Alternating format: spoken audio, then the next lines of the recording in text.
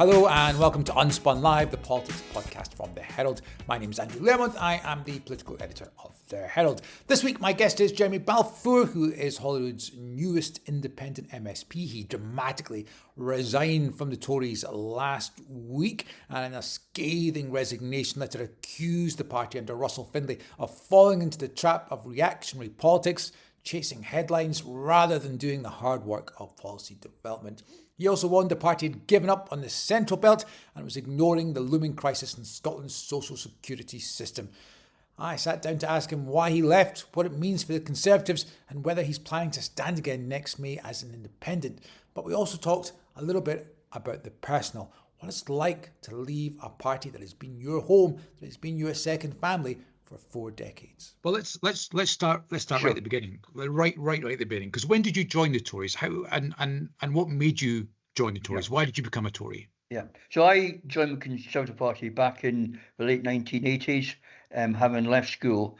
I actually knew nothing about politics until my final year at school. I did a A-level in politics, and there was only 3 of us in my class, and one of them was a staunch Labour supporter, and one was a Lib Dem. And back in the 1980s, there wasn't much of an SNP. So just for the sake of argument, I said, look, I'll argue the Conservative cause. And I did that for a year, went off and studied, did further education, joined the Young Conservatives, and really got involved in it. And I suppose at that point, this was the kind of heart of Margaret Thatcher's Conservatism.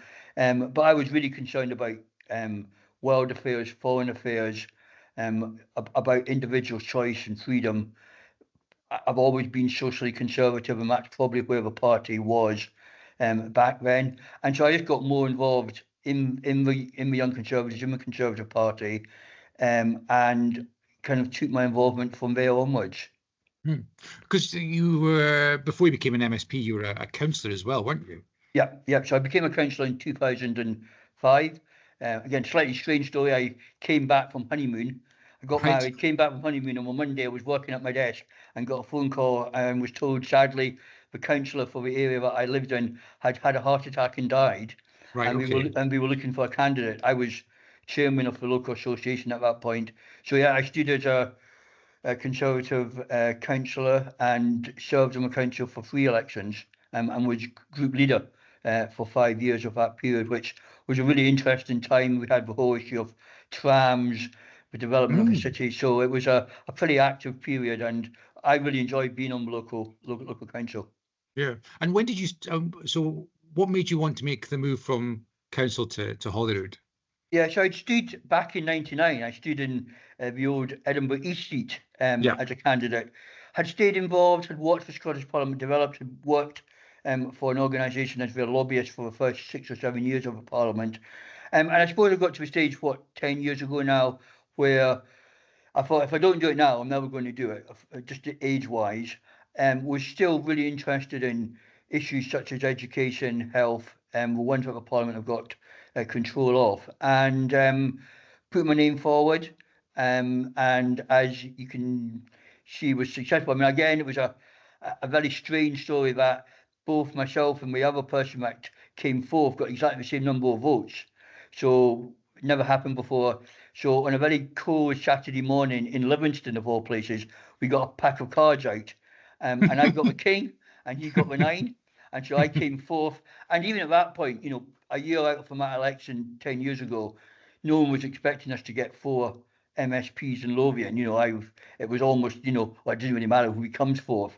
And then, Ruth pulled out an amazing result and ended up here. I suppose, you joined in the late 80s, so we're now, 35, almost 40 years of being a Scottish Conservative. And I suppose for those of us outside the party political system, we probably don't appreciate just how you're all in when you're an active member of the party, aren't you? You're kind of, it's everything. It's not just a hobby. It's not just something you do for an hour a day. It's you're all in, and your friends. I know you've got lots of friends in the party. I mean, it must be really difficult to leave. It must be really difficult to go, okay, I'm going to walk away from this. Yeah, I mean, I think it is the hardest political decision I've made in my political career by a long way, Because as you say, it's not just a hobby. I mean, you spend hours and hours and hours going to meetings, delivering leaflets, knocking on doors. I've probably bought thousands of raffle tickets over the last 40 years, and I know people have done that for me as well. I think one of the hard things is I know I'm only here because good people have given lots of time to deliver leaflets and to help me get elected both to the council and to the Scottish Parliament. And I've got many friends, I've got people going back when I was a young Conservative who are still friends today, who are still active in politics. And so the decision I came to was really quite a difficult one, but I think for me it was the right time to do it. I am hoping that I can keep good relationships with those that I've left. Ultimately, I am still a Conservative. I still believe the principles that I joined the party on 40 years ago are the ones I believe in.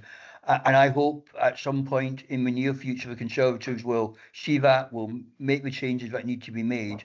And, I hope in over years that they will have electoral success again, both in the UK and in Scotland.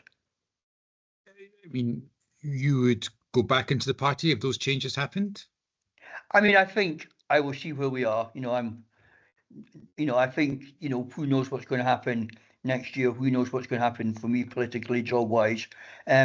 I will always be a very interested spectator, if not more involved in that. But I think, a week's a long time in politics, so let's just see what happens.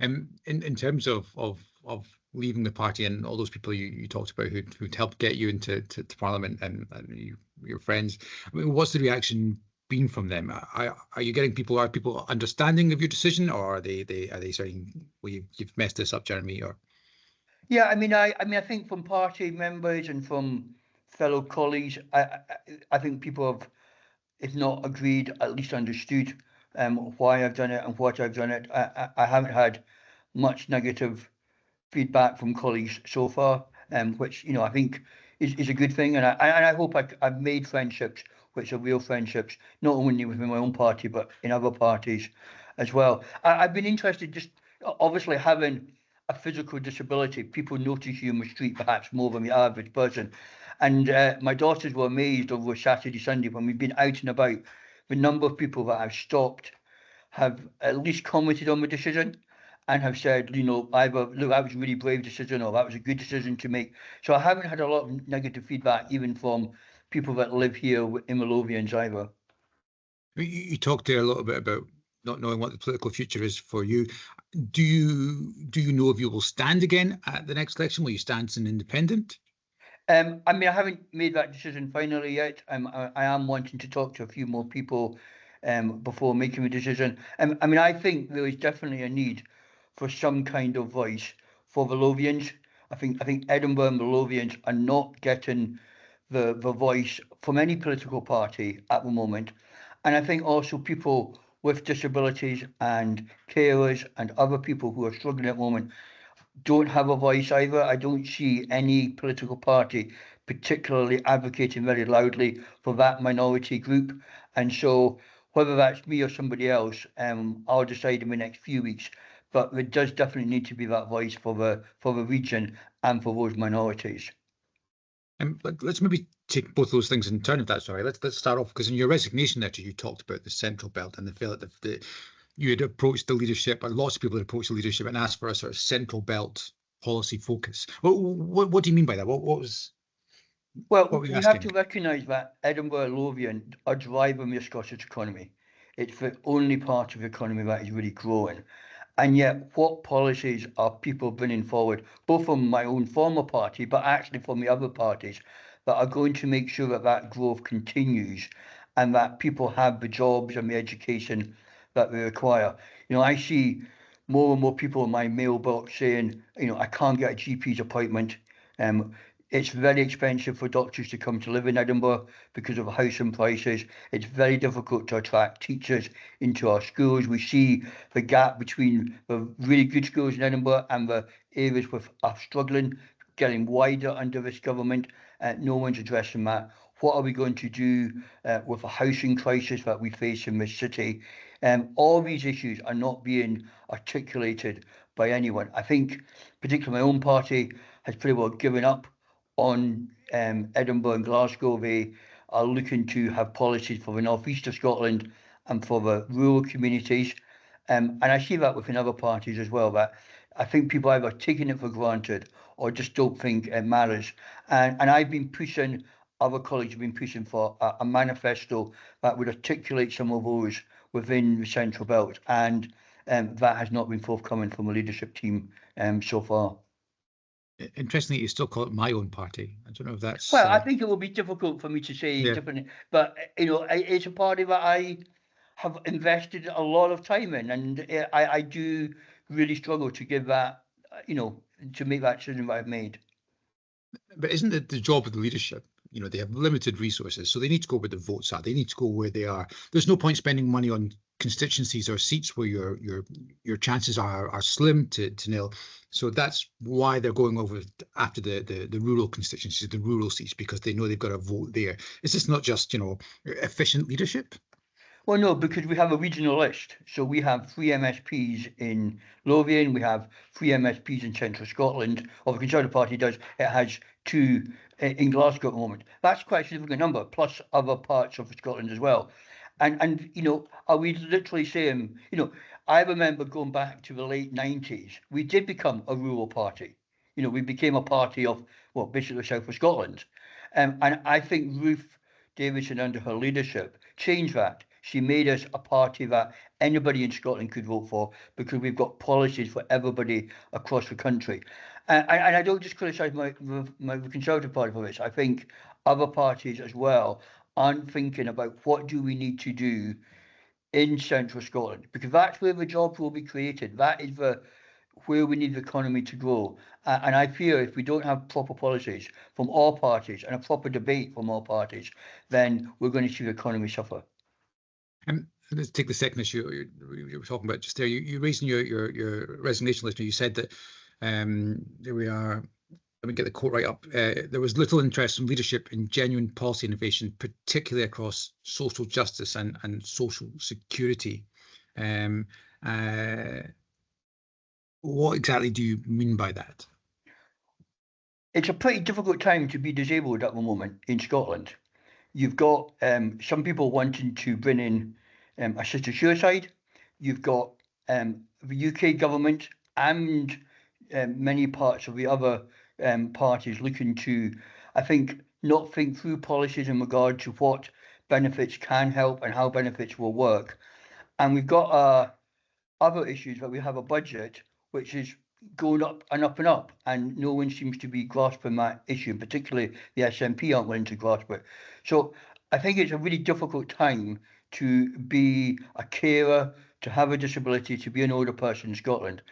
And no one's willing to have a debate. You know, no one's willing to say, we've got these issues, we've got these difficulties, and we've got a budget that's out of control. How do we square that? How do we bring forward solutions that will protect the most vulnerable in society and at the same time give fiscal responsibility? And the reaction I got from my former colleagues was, cut the budget, cut the budget. And you would say to them, but yet you're not thinking this through. If you do this, here is what X and Y and Z will happen. You see the Scottish government just saying, let's put more and more money in, and we'll work out on another day how we're going to pay for it. So we've got the two extremes, and we need somebody, and we need groups of people to be able to articulate both sides of that argument. There's an increase in budget, but we need to protect the most vulnerable in society. And I don't see my own former party, and I don't see the government doing that in any meaningful way. Yeah, so Russell was asked about this. He had a press conference on Monday morning in Glasgow, and he was asked about this in particular, and he said that, you know, he was disappointed, but you'd expressed concern about social security benefit. You believe it should rise. He said our party has recognised that it's unsustainable. And you then there's a column in the Edinburgh Evening News, which was published yesterday as well, I think, where you just talked about there's a feeling that the party aren't willing to grapple with, no interest in grappling with this. You know, there's you have no interest, or they don't understand the problem. Was it just in terms of policy development, perhaps more generally, has the party sort of changed how it does that? Is the party less willing to have those debates? Yeah, I mean, I think there's two things. I think firstly, I do think senior members, not myself particularly, but other senior members are not being listened to. I think Russell had built a very small team around him who he's taken all his advice from, and I'm not sure that represents where the experience is or where the party is. And I think the biggest issue that we're facing across all portfolios is that of universalism. So should we be giving everything to everybody?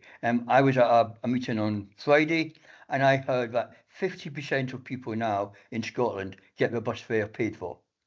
So, that's a vast amount of money going into public transport from a taxpayer. And I suppose the question for me is do all those 50% need to have free bus fares? Or do we need to look at a scheme which protects the most vulnerable and those that need it, but actually for those that could pay, we should be able to pay. And I think that's true not on transport, but across every area that the Scottish Parliament deals with. And again, no party is willing to have this debate. We've been told everything is going to go to everybody. It's not sustainable, and it's not the right way forward. And if it's me and other people, we need to have that debate of how are we going to spend our money? Is it on giving it to everybody, or is it actually what I think most people in Scotland would want, is giving it to those that need it and require it, but not simply just throwing it away to whoever. Russell said, yesterday as well that he the party is let me get the right quote up, is bringing forward proper Conservative policy. He said it's that after last year's horrific general election for you, where you lost, you were kicked out of government in the UK. Sorry, I'm saying you now as well, where the Conservatives were kicked out of government in the UK, where a number of Conservative MPs lost their seats. That is a struggle, even just to get the right to be heard by voters again. So one of the other criticism was this talk of chasing cheap headlines, but is this not just a party efficiency thing? Is this not about Russell Findlay and the party trying to get their message across to voters? Yeah, but what message are we trying to get across? I think that's my fundamental issue. What is our policy? What policies have we developed in the last 12 months, or have they developed in the last 12 months around education, around the health service, around transport? So I think that is my biggest concern, is I don't see major policy development happening. I see people going for a headline. I think we're very good, and we have been very good at saying what we are against. But actually, why I joined the Conservative Party, what was there for many years, was a really positive agenda. Vote for us and we will do X, Y, and Z. If I vote Conservative in Lothian at the election in May next year, what difference will that make to me if I live in Stockbridge or if I live in whichever part of the city? And that is my criticism, is that we don't have policy. There isn't a real policy development. And it's not an holistic, it's not a ideological, it's a headline grabbing. So rather than going back to first principles and saying, we are Conservatives, this is what we believe, this is why we get up in the morning, and then develop policy from there, we simply go for the headline and don't think through that policy. Russell has now lost 2 MSPs just in the last few months. I think we've had 14 councillors have also, at least 14 councillors have also left and then defected to Reform. You said you're not going to defect to Reform. That's not where you're going. No. And is there any other political party you think that you feel aligned to? No, it was interesting. I was having a conversation with somebody at the weekend of, if I was 18 today, which party would I join? Yeah. And I think that's a really interesting question. But I think where I am, my age, my stage, I have lots of opinions that I think I want to express, whether that is in elected office or in a different role. Time will tell. But I want to bring forward those issues. And I think the best way I can do that at the moment is by being that independent voice and doing it independently. Let me ask the question: if you were 18 today, which party would you join? That I still haven't come to a view on, and I genuinely think that's quite difficult, because I think if you hold certain views in regard to the economy, in regard to social conservative views, all those. I don't think there is a natural party for someone to go to who had the views I have, particularly, on foreign affairs and issues like that, which will be on the Scottish Parliament. So I'm quite happy being independent. Sure. Again, so going back to the press conference with Russell Findlay, he was asked about, your decision to go and Jamie Green's decision to go, and lots of councillors, and he said, well, some people like yourself and Jamie thought the party had maybe drifted too far to the right, and then others who, those who joined Reform thought it had drifted far too much to the left. So he's kind of in a bit of a bind here, in terms of trying to find a place on the political spectrum for the Scottish Tories just now, isn't he? Yeah, I think that's a fair comment. I think we are certainly probably the first time in my 40 years of experience having a credible party in Scotland who is right of us, and obviously then we've got the parties who are left of us as well. So it's not an easy place to be, but I think that gives you the opportunity to define who you are. I think, again, talking to friends, talking to family, talking to constituents over the last number of months, we don't know what we stand for.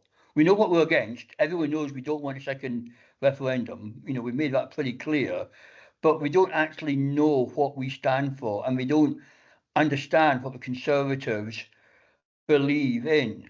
And I think that's the biggest disappointment that we've seen in the last 12 months, is that we haven't seen really development of policies that the Conservatives would normally have followed and gone through on. And we've always been a broad church, Jamie and I put out different extremes of a party, but got together and were able to work together. And that's been true for 40 years. We've been people of both extremes there.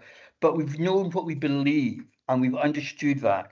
And that's just simply not been articulated by the Scottish Conservatives. Now, I think it's true for other parties as well. I'm not sure other parties are doing much better. I think there is a vacuum there. And, I think I want to add a bit of voice into that vacuum. Do you think others in the Holyrood group will follow?